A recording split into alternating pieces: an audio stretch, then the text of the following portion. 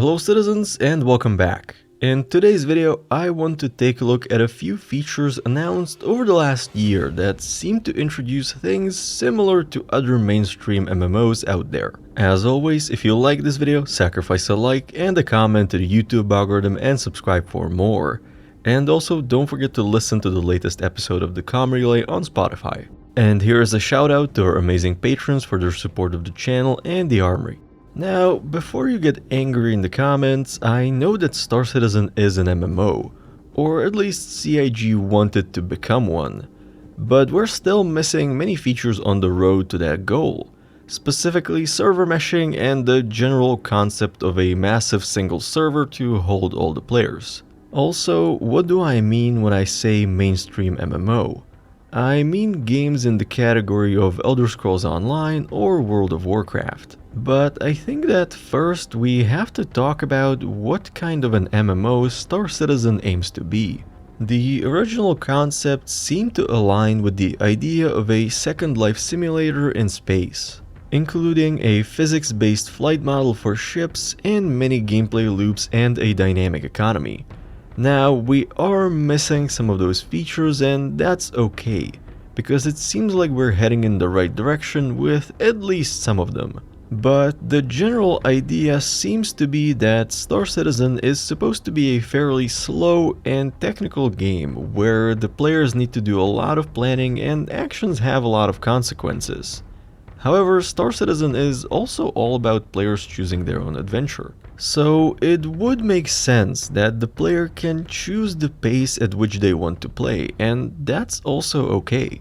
But that brings me to the first feature that CIG are planning to bring in that, in my mind, breaks this concept, and that is contested zones. Contested zones are a feature planned for the patch 4.0.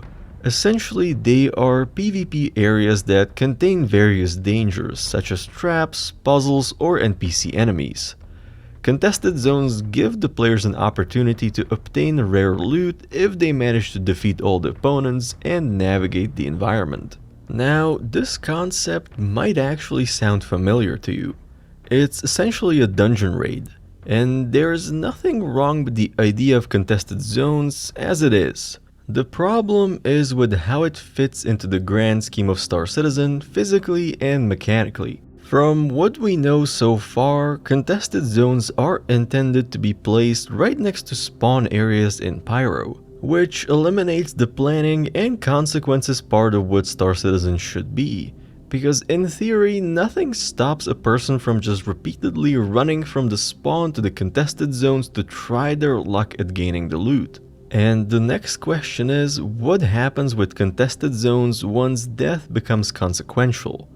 The simple answer is that they become a lot more dangerous, which brings into question whether the loot rewards will be worth the risk for players, especially when you consider the availability of contested zones. What do I mean? Well, from a balance perspective, with the initial implementation, when death has little consequence in the game, CIG can't fill contested zones with loot that's too valuable, because it would be too easy for players to farm it, because the risk is pretty low and getting back in the action is almost instant, so players can simply try to brute force their way through.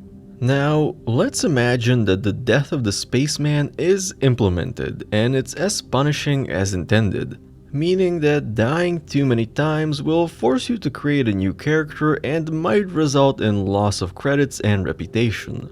So the brute force approach is not viable anymore. So now it might require a lot of time and effort to complete a contested zone and gain the loot.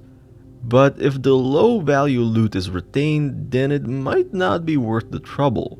So the logical solution is to put in more valuable loot. Problem solved, right? Well, not really.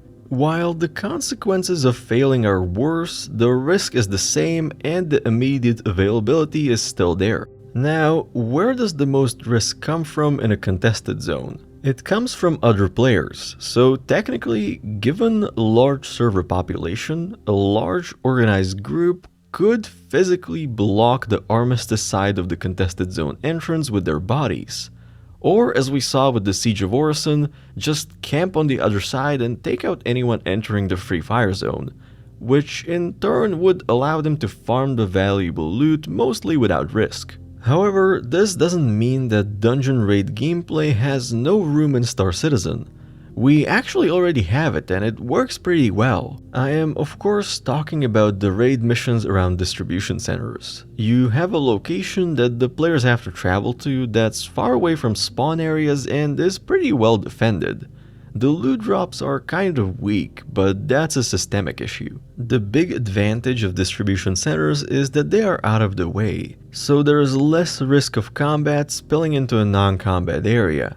Also, it creates a time delay before a player can get back into the fight because they have to fly from the respawn area, which helps with the balance and adds some consequences to dying. On the other hand, distribution centers don't implicitly offer emergent PvP. In a contested zone, there is a pretty good chance you're going to meet another player thanks to the ease of access. But the likelihood that two groups of players will try to raid the same distribution center independently is pretty low. At the same time, as far as I know, raiding a distribution center doesn't trigger a counter mission. It is a planned feature, however. Though I am not sure if counter missions are the way to create emergent PvP. It doesn't seem to be a very popular activity, at least in the case of the new SPK counter mission. But that might change when reputation is more developed and the counter mission becomes a good way to gain reputation with the defending faction. So contested zones are an interesting take on the raid mechanic. We will see how they develop, but from what we know so far, I don't think they will fit very well with the theme of Star Citizen. And they will definitely face some issues as new features come online. Also, giving players this fast and available gameplay creates a gap between player expectations and development goals. For example, once death becomes consequential, we might have many players who participate in contested zones as their primary gameplay, and these players will be surprised that they are losing their characters very often. On top of that, contested zones face some systemic issues like loot. Which brings us to the second about to be introduced mechanic that seems a bit out of place in Star Citizen, at least at first glance, and that is epic and legendary loot. Now, this might actually, just like a lot of things CIG say, only be a wording issue. But let's start at the beginning.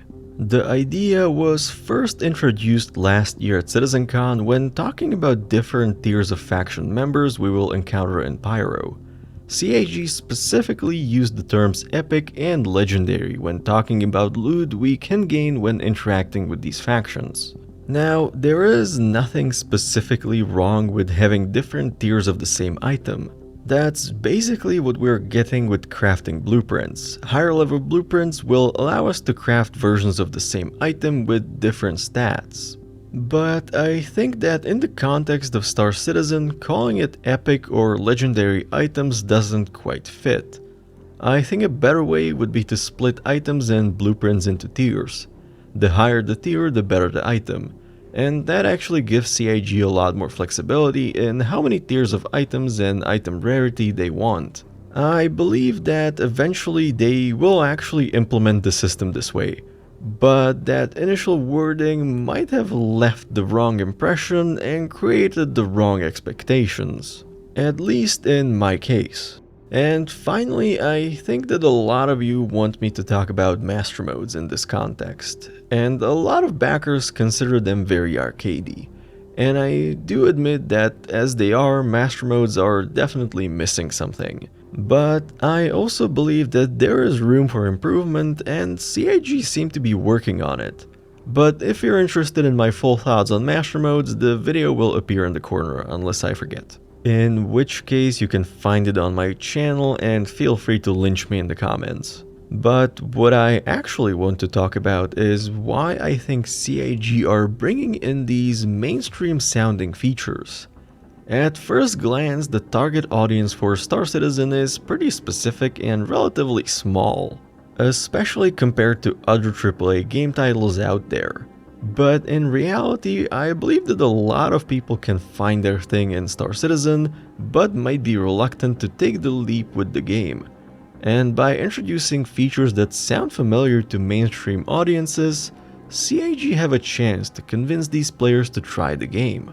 And at the end of the day, CIG have to be looking to grow their player base, especially once server populations grow and more star systems are available. However, sometimes it is difficult to attract new players without alienating the existing ones. And that's a fine line for CIG to walk in the next few years. And with that being said, that's all for today. What do you think? Are CIG introducing features similar to other MMOs? Is it happening to attract new players?